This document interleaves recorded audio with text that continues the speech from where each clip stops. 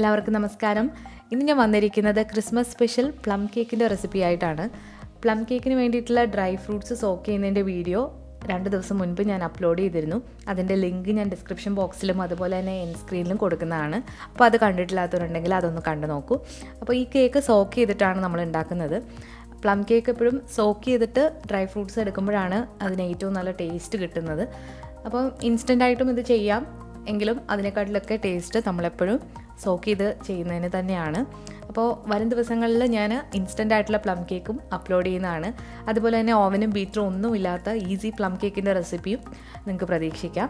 അപ്പോൾ വളരെ ടേസ്റ്റിയാണ് ഈ കേക്ക്. ഇത് നിങ്ങൾക്ക് എത്ര നാൾ വേണമെങ്കിലും കേടുകൂടാതെ സൂക്ഷിക്കാനായിട്ട് പറ്റും. അപ്പോൾ ഡ്രൈ ഫ്രൂട്ട്സ് ഒക്കെ ചേർക്കുന്നതുകൊണ്ട് തന്നെ ഇത് അധികം പെട്ടെന്നൊന്നും കേടാവില്ല. അപ്പോൾ അധികം താമസിയാതെ ഈ ടേസ്റ്റി ആയിട്ടുള്ള പ്ലം കേക്ക് എങ്ങനെയാണ് തയ്യാറാക്കിയെടുക്കുന്നത് നോക്കാം. അതിന് മുൻപായിട്ട് നിങ്ങൾ ഈ ചാനൽ ആദ്യമായിട്ടാണ് കാണുന്നതെങ്കിൽ സബ്സ്ക്രൈബ് ചെയ്തതിന് ശേഷം റൈറ്റ് സൈഡിലായിട്ട് കാണുന്ന ബെല്ലൈക്കൺ കൂടി ഒന്ന് ക്ലിക്ക് ചെയ്യണം. എങ്കിൽ മാത്രമേ ഞാൻ വീഡിയോസ് അപ്ലോഡ് ചെയ്യുമ്പോൾ നിങ്ങൾക്ക് നോട്ടിഫിക്കേഷൻസ് കിട്ടുകയുള്ളൂ. ആദ്യം തന്നെ നമുക്ക് ഇതിന് വേണ്ടിയിട്ടുള്ള ഇൻഗ്രീഡിയൻസ് നോക്കാം. അപ്പോൾ ഞാനിവിടെ മൈദ, പഞ്ചസാര, ബട്ടർ, മുട്ട ഇത്ര എടുത്തിട്ടുണ്ട്. ഇത് 4ഉം 220 ഗ്രാമാണ് ഉള്ളത്. ഇതിൻ്റെ കറക്റ്റ് കപ്പിലുള്ള കൺവേർഷൻ ഞാൻ ഇതിൻ്റെ സബ് ടൈറ്റിലായിട്ടും അതുപോലെ തന്നെ ഡിസ്ക്രിപ്ഷൻ ബോക്സിലും കൊടുക്കുന്നതാണ്. ഞാൻ എടുത്തിരിക്കുന്ന മുട്ട അത്യാവശ്യം വലുതാണ്, അതുകൊണ്ടാണ് 3 എണ്ണം എടുത്തത്. നിങ്ങളുടെ എടുക്കുന്ന മുട്ട ചെറുതാണെങ്കിൽ 4 എണ്ണം എടുക്കുക.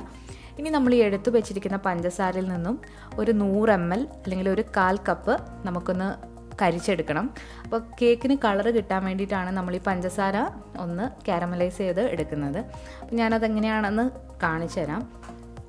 അപ്പോൾ പഞ്ചസാര നമ്മൾ കരിക്കുമ്പോൾ ഒരുപാട് കരിഞ്ഞു പോകരുത്. ഒരുപാട് കരിയുകയാണെങ്കിൽ കേക്കിനൊരു കയ്പ്പ് വരാനുള്ള ചാൻസ് ഉണ്ട്. അപ്പോൾ നിങ്ങൾ കറക്റ്റ് പരുവത്തിൽ തന്നെ പഞ്ചസാര കരിച്ചെടുക്കുക. അതിന് വേണ്ടിയിട്ട് ഞാനിവിടെ അടി കട്ടിയുള്ള ഒരു സോസ് പാനാണ് വെച്ചിട്ടുള്ളത്. അപ്പോൾ തീ മീഡിയം ഫ്ലെയിമിലാണ് ഉള്ളത്. ഈ പഞ്ചസാര നമ്മൾ അതിലേക്ക് ഇട്ട് കൊടുക്കുക. അത് കഴിഞ്ഞിട്ട് കുറച്ച് നേരം വെയിറ്റ് ചെയ്യുക. അപ്പോൾ അതുപോലെ ബ്രൗൺ നിറമായി വരും. അപ്പോൾ നമ്മൾ ഇട്ട് കൊടുത്തിരിക്കുന്ന പഞ്ചസാര മുഴുവനും ഇതുപോലെ ബ്രൗൺ നിറമായി ഇപ്പോൾ വന്നിട്ടുണ്ട്. ഇനി നമ്മൾ ഇതിലേക്കൊരു 1/4 കപ്പ് നല്ല ചൂടുള്ള വെള്ളം ഒഴിച്ചു കൊടുക്കാനായിട്ട് പോവാണ്.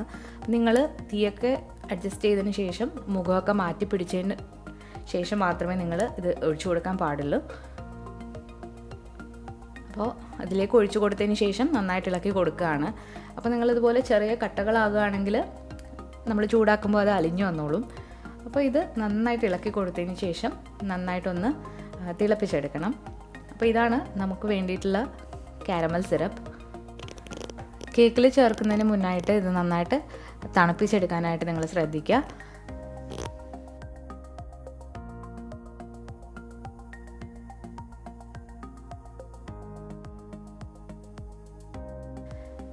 ഇനി പ്ലം കേക്കിലേക്ക് വേണ്ടത് സ്പൈസസ് ആണ്, അതായത് സുഗന്ധദ്രവ്യങ്ങൾ വേണം. അപ്പോൾ അതിന് വേണ്ടിയിട്ട് ഞാനിവിടെ 2 ഏലക്ക, 2 ഗ്രാമ്പൂ, അതുപോലെ തന്നെ 1/4 ടീസ്പൂൺ പട്ട പൊടിച്ചത്, 1/4 ടീസ്പൂൺ ജാതിക്ക പൊടിച്ചത്. അപ്പോൾ ഇത്രയാണ് എടുത്തിട്ടുള്ളത്. അപ്പോൾ ജാതിക്ക പൊടിയാണ് ഇതെനിക്കിവിടെ വാങ്ങാൻ കിട്ടുന്നതാണ്. അപ്പോൾ ജാതിക്കപ്പൊടി എന്തായാലും നിങ്ങൾ ചേർത്ത് കൊടുക്കണം, എങ്കിൽ മാത്രമേ പ്ലം കേക്കിന് നല്ലൊരു ടേസ്റ്റ് കിട്ടുള്ളൂ. അതുപോലെ തന്നെ പട്ടപ്പൊടിയും മസ്റ്റാണ്. അപ്പോൾ ഇതിനെ മാറ്റി വെക്കാം. ഈ 2 ഏലക്കയും ഗ്രാമ്പൂ നമുക്ക് പഞ്ചസാര കൂടി ഇട്ട് നന്നായിട്ടൊന്ന് പൊടിച്ചെടുക്കണം. പിന്നെ വേണ്ടത് ഓറഞ്ചിൻ്റെയും നാരങ്ങയുടെയും തൊലിയാണ്. ഇതിലേത് വേണമെങ്കിലും നിങ്ങൾക്ക് എടുക്കാവുന്നതാണ്. അതൊന്ന് ഗ്രേറ്റ് ചെയ്ത് വെച്ചിട്ടുള്ളതാണ്. അതുപോലെ തന്നെ പട്ട, ഗ്രാമ്പൂ, ഏലക്ക എന്താണെന്ന് വെച്ചാൽ നിങ്ങൾ പഞ്ചസാരയിലിട്ടൊന്ന് പൊടിച്ചു വെക്കുക. ഇനി നമുക്ക് ഇത് എടുത്തു വെച്ചിരിക്കുന്ന മൈദയിലേക്ക് ചേർത്ത് കൊടുക്കുകയാണ്.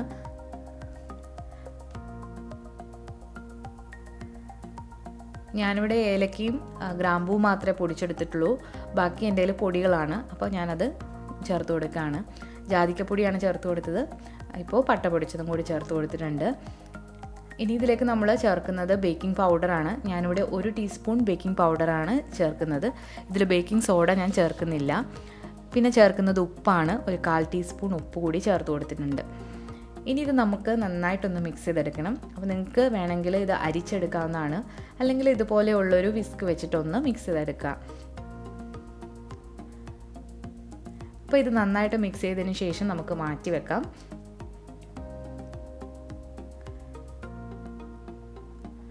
ഇനി നമുക്ക് ഇതിലേക്ക് വേണ്ടത് ഡ്രൈ ഫ്രൂട്ട്സ് ആണ്. അപ്പോൾ ഞാൻ ഡ്രൈ ഫ്രൂട്ട്സ് സോക്ക് ചെയ്തിട്ട് വെള്ളം ഊറ്റി വെച്ചിട്ടുള്ളതാണ് ഇത് ഏകദേശം ഒരു 2 കപ്പോളം വരും. അപ്പോൾ ഇത് ഇനി നമുക്ക് ഈ പൊടി വെച്ചിട്ടൊന്ന് കോട്ട് ചെയ്തെടുക്കണം.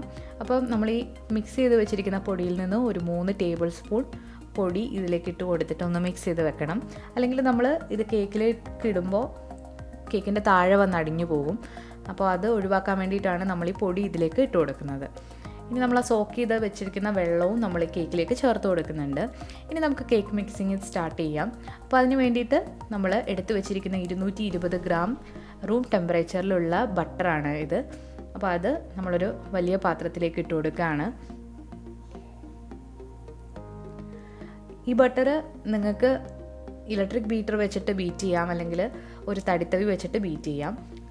നിങ്ങളുടെ കയ്യിൽ ഏതാണോ ഉള്ളത് അത് വെച്ചിട്ട് ചെയ്യാവുന്നതാണ്. അപ്പോൾ ഇത് നന്നായിട്ടൊന്ന് സോഫ്റ്റ് ആകുന്നത് വരെ നിങ്ങൾ ബീറ്റ് ചെയ്തെടുക്കുക.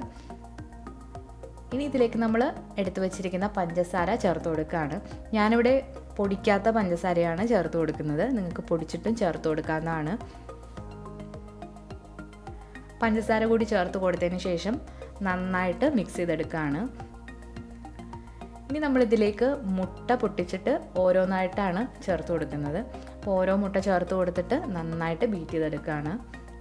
നമ്മൾ മുട്ടയൊക്കെ ചേർത്ത് കൊടുക്കുമ്പോൾ ഈ ബട്ടർ ചെറുതായിട്ട് പിരിയുന്നത് പോലെ തോന്നുകയാണെങ്കിൽ അത് സാരമില്ല. അപ്പം 3 മുട്ടയും ചേർത്ത് കൊടുത്തിട്ടുണ്ട്. അതിനുശേഷം നന്നായിട്ട് ബീറ്റ് ചെയ്തെടുക്കുക. നല്ല സ്പീഡിൽ തന്നെ ബീറ്റ് ചെയ്തെടുക്കുക.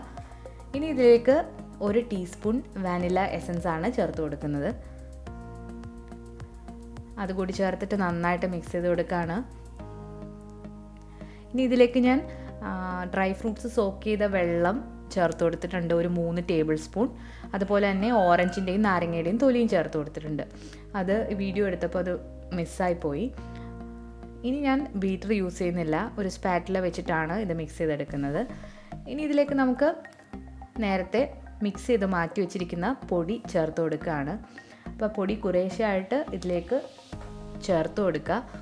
അതിനുശേഷം ലൈറ്റായിട്ട് ഫോൾഡ് ചെയ്തെടുക്കുക. ഇത് ഒരുപാടിട്ട് നിങ്ങൾ മിക്സ് ചെയ്യരുത്. ഒരുപാടിട്ട് മിക്സ് ചെയ്യുകയാണെങ്കിൽ നമ്മളുടെ കേക്കിൽ വിള്ളലൊക്കെ വീണ് കേക്ക് പൊട്ടിപ്പോകാനുള്ള ചാൻസ് ഉണ്ട്. അപ്പോൾ നിങ്ങൾ എത്ര ലൈറ്റായിട്ട് ഫോൾഡ് ചെയ്യാവോ അതുപോലെ ചെയ്യുക. ഇതിപ്പോൾ കുറച്ച് ഡ്രൈ ആയിട്ടാണ് ഉള്ളത്. അപ്പോൾ നമ്മളിനി ഇതിലേക്ക് കാരമൽ സിറപ്പ് ചേർത്ത് കൊടുത്തിട്ട് മിക്സ് ചെയ്തെടുക്കാൻ പോവാണ്. അപ്പോൾ നമ്മുടെ സിറപ്പ് ഇവിടെ നന്നായിട്ട് തണുത്ത് വന്നിട്ടുണ്ട്. അപ്പോൾ അത് കുറേശ്ശെ ഒഴിച്ചിട്ട് നമുക്ക് മിക്സ് ചെയ്തെടുക്കാം. അപ്പോൾ പൊടിയും കാരമൽ സിറപ്പും ഇടവിട്ട് ഒഴിച്ചിട്ട് ഇത് മിക്സ് ചെയ്തെടുക്കുകയാണ് നമ്മൾ.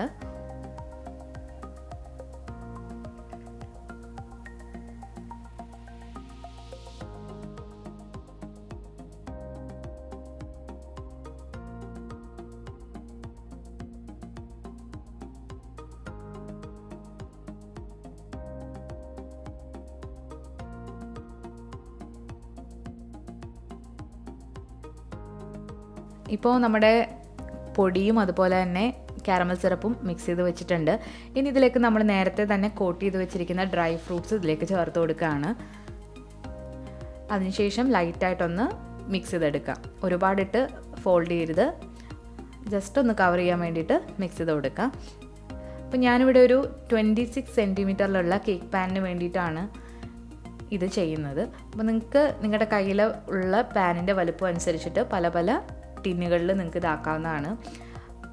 ഞാനിവിടെ ഒരു ഒറ്റ പാത്രത്തിലാണ് ഈ ബാറ്റർ ഫുള്ളായിട്ട് ബേക്ക് ചെയ്യാൻ പോകുന്നത്. അപ്പോൾ അതിൽ ഞാൻ കുറച്ച് ബട്ടർ പേപ്പർ ഇട്ട് ലൈൻ ചെയ്ത് വെച്ചിട്ടുണ്ട്. അതേസമയം തന്നെ ഓവൻ 170 ഡിഗ്രിയിൽ പ്രീ ഹീറ്റ് ചെയ്യാനും വെച്ചിട്ടുണ്ട്. ഇനി നമുക്ക് ഈ തയ്യാറാക്കി വെച്ചിരിക്കുന്ന കേക്കിൻ്റെ ബാറ്റർ ഈ പാനിലേക്ക് ഇട്ട് കൊടുക്കുകയാണ്. ഞാനിവിടെ കുറഞ്ഞ ടെമ്പറേച്ചറിൽ കൂടുതൽ സമയം എടുത്തിട്ടാണ് ഈ കേക്ക് ബേക്ക് ചെയ്യുന്നത്. അപ്പോഴാണ് കറക്റ്റായിട്ടുള്ള ടെക്സ്ചറിൽ നമുക്ക് ഈ കേക്ക് കിട്ടുക. അപ്പോൾ നമ്മൾ 180 ഡിഗ്രിയിൽ ഇത് പെട്ടെന്ന് ബേക്ക് ചെയ്തെടുക്കുകയാണെങ്കിൽ നമ്മൾ ഉദ്ദേശിക്കുന്ന രീതിയിൽ ഈ കേക്ക് ശരിയാവില്ല. നല്ല ഡെൻസ് ആയിട്ടുള്ളൊരു കേക്കാണ് നമ്മൾ തയ്യാറാക്കിയെടുക്കുന്നത്. അപ്പോൾ കുറച്ച് ടെമ്പറേച്ചറിൽ കൂടുതൽ സമയം എടുത്താണ് ഇത് ചെയ്യുന്നത്. ഇപ്പോൾ ഒന്ന് ടാപ്പ് ചെയ്ത് കൊടുക്കുകയാണ്. എന്തെങ്കിലും എയർ ബബിൾസ് ഉണ്ടെങ്കിൽ പോയി കിട്ടാൻ വേണ്ടിയിട്ടാണ് ടാപ്പ് ചെയ്ത് കൊടുക്കുന്നത്. അപ്പോൾ ചൂടായി കിടക്കുന്ന ഓവനിലേക്ക് നമ്മൾ ഈ കേക്ക് ടിൻ വെച്ച് കൊടുക്കുകയാണ്. ഞാനിവിടെ താഴേന്ന് രണ്ടാമത്തെ റാക്കിലാണ് കേക്ക് ടിൻ വെച്ച് കൊടുക്കുന്നത്.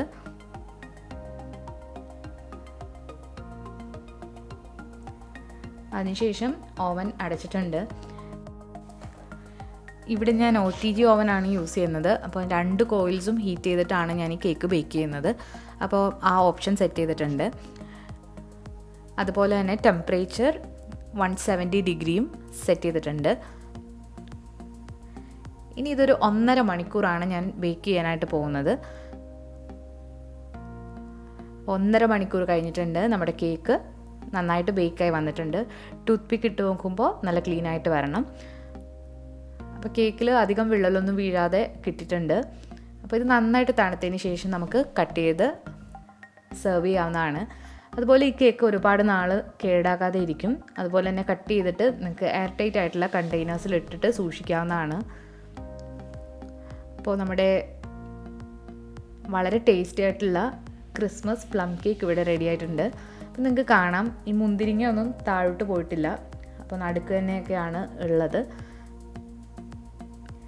ഈ കേക്ക് നല്ല ഡെൻസായിട്ടുള്ള നല്ല കേക്കാണ്. ഒരുപാടങ്ങ് സോഫ്റ്റ് അല്ല, എന്നാൽ വളരെ മോയിസ്റ്റുമാണ്. അതുപോലെ തന്നെ നല്ലൊരു ഫ്ലേവറിലുള്ള കേക്കാണ്. വളരെ ടേസ്റ്റി ആയിട്ടുള്ളൊരു പ്ലം കേക്കിൻ്റെ റെസിപ്പിയാണിത്. നമ്മൾ കടയിൽ നിന്ന് വാങ്ങി കഴിക്കുന്നതിനെക്കാട്ടിലും ഒരു പടി മേലെ തന്നെയാണ് ഈ കേക്കിൻ്റെ ടേസ്റ്റ്. എന്തായാലും നിങ്ങൾ തീർച്ചയായിട്ടും ട്രൈ ചെയ്ത് തന്നെ മനസ്സിലാക്കുക. നിങ്ങൾ ട്രൈ ചെയ്ത് നോക്കിയിട്ട് ഫീഡ്ബാക്ക്സ് അറിയിക്കുക. അതുപോലെ ഈ വീഡിയോ നിങ്ങൾക്ക് ഇഷ്ടമായെങ്കിൽ നിങ്ങളുടെ ഫ്രണ്ട്സിനും റിലേറ്റീവ്സിനും ഒക്കെ കൂടി ഒന്ന് ഷെയർ ചെയ്ത് കൊടുക്കുക. അതുപോലെ തന്നെ നിങ്ങൾ ലൈക്ക് ചെയ്യാനും ഷെയർ ചെയ്യാനും കമൻറ്റ് ചെയ്യാനും ഒന്നും മറക്കരുത്. പുതിയതായിട്ട് ചാനൽ കാണുന്നവരാണെങ്കിൽ സബ്സ്ക്രൈബ് ചെയ്തതിന് ശേഷം റൈറ്റ് സൈഡിലായിട്ട് കാണുന്ന ബെല്ലൈക്കൺ കൂടി ഒന്ന് ക്ലിക്ക് ചെയ്യണം. എങ്കിൽ മാത്രമേ ഞാൻ വീഡിയോസ് അപ്ലോഡ് ചെയ്യുമ്പോൾ നിങ്ങൾക്ക് നോട്ടിഫിക്കേഷൻസ് കിട്ടുകയുള്ളൂ. അപ്പോൾ വളരെ ഈസി ആയിട്ടുള്ള പ്ലം കേക്കിൻ്റെ റെസിപ്പിയായിട്ട് വീണ്ടും ഞാൻ വരുന്നതാണ്. അതുവരേക്കും എല്ലാവർക്കും താങ്ക് യു.